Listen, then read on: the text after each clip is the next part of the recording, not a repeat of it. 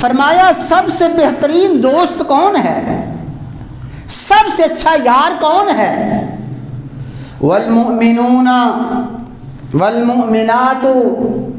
بعضهم اولیاء بعض، اہل ایمان ایک دوسرے کے دوست ہیں، مومن ایک دوسرے کے دوست ہیں،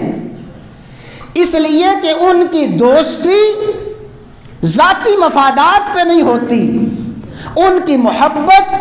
اپنی ذاتی اغراض سے وابستہ نہیں ہوتی، ان کی دوستی اپنے ذاتی تعلقات کی بنا پہ وابستہ نہیں ہوتی، بلکہ ان کی دوستی صرف اور صرف ایمانی تعلق کی بنا پہ ہوتی ہے، کلمے کے تعلق کی بنا پہ ہوتی ہے۔ والمؤمنون والمؤمنات بعضهم اولیاء بعض،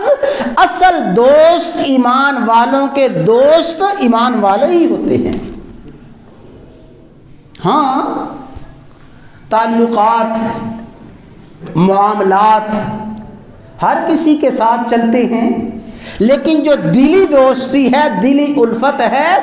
دلی دوستی دلی الفت اہل ایمان کی اہل ایمان کے ساتھ ہی ہے۔ مومن مومن کا دوست ہے، مسلم مسلم کا دوست ہے، نیکی کی بنا پہ اس کے تقوی کی بنا پہ اس کی دوستی ہے۔ اور اگلی بات بڑی توجہ کے ساتھ سمجھیں، بڑی دلچسپ بات ہے، ایمان افروز بات ہے جو اللہ تعالیٰ نے قرآن کریم میں سمجھائی ہے۔ فرمایا دنیا کی جو دوستیاں ہیں وہ دوستیاں جو محض ایمان کی بنیاد پہ ہیں، وہ دوستیاں جو کلمے کی بنیاد پہ ہیں، دنیا کی وہ دوستیاں جو تقوی کی بنیاد پہ ہیں، ان دوستیوں میں اگر وقتی طور پہ کوئی دراڑ آ گئی ہے، بات بہت سمجھنے والی ہے، دنیا میں تقوی کی بنیاد پہ، نیکی کی بنیاد پہ، شرافت کی بنیاد پہ، صداقت کی بنیاد پہ، حقانیت کی بنیاد پہ قائم ہونے والی دوستیوں میں وقتی طور پہ کوئی دراڑ آ گئی ہے، کوئی غلط فہمی پیدا ہو گئی ہیں، تو مخلص دوست ہیں، کوئی غلط فہمی ہو گئی ہے، مخلص دوست ہیں، رائے کا اختلاف ہو گیا ہے، مخلص دوست ہیں، کسی شریر نے شرارت کر کے دوری پیدا کر دی ہے، اب غلط فہمی کی بنیاد پہ، اختلاف رائے کی بنیاد پہ، کسی کے بہکاوے میں آ کے اپنے دوست، جس کی دوستی محض تقوی کی بنیاد پہ ہے، جس کی دوستی محض اعمال صالحہ کی بنیاد پہ ہے، اس کے ساتھ وقتی طور پہ دل میں دشمنی آ گئی، عداوت آ گئی، نفرت آ گئی، کوئی وجہ بن گئی، غلط فہمی ہو گئی، اختلاف رائے ہوا، اور یہ اختلاف رائے اس حد تک بڑھا کہ قتل و غارت گری تک نوبت پہنچ گئی، غلط فہمی کی بنیاد پہ قتل و غارت گری تک نوبت پہنچ گئی، تعلقات کا انقطاع ہو گیا۔ لیکن چونکہ یہ دوستی ایمان کی بنیاد پہ تھی، تقوی کی بنیاد پہ تھی، کلمے کی بنیاد پہ تھی، اللہ تعالیٰ ارشاد فرماتے ہیں کہ اس وقت تک ہم ان ایمان والے دوستوں کو جنت میں داخل کریں گے نہیں جب تک ان کے دلوں سے ایک دوسرے کا بغض اور دشمنی نہ نکال دیں۔ اللہ اکبر۔ چونکہ تھے ایمان والے، تھے تقوی والے،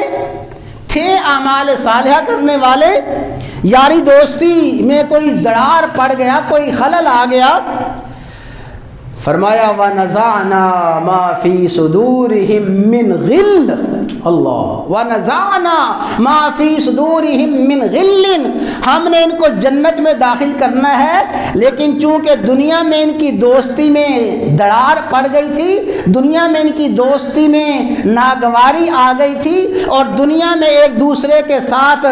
غلط فہمی کی بنیاد پہ، کسی کی شرارت کی بنیاد پہ ان کے دلوں میں ایک دوسرے کا کینہ آ گیا تھا، فرمایا وَنَزَعْنَا مَا فِي صُدُورِهِمْ، ہم ان کے دلوں سے، ان کے سینوں سے ایک دوسرے کی دشمنی نکال دیں گے۔ اخواناً، پھر یہ دنیا کے جو وقتی دشمن تھے لیکن وہ دشمن نہیں تھے، ان کی دشمنی بھی کلمے کی بنیاد پہ تھی اور ان کی دوستی بھی کلمے کی بنیاد پہ تھی۔ فرمایا دنیا میں ان کے تعلقات میں جو دراڑ آ گئی تھی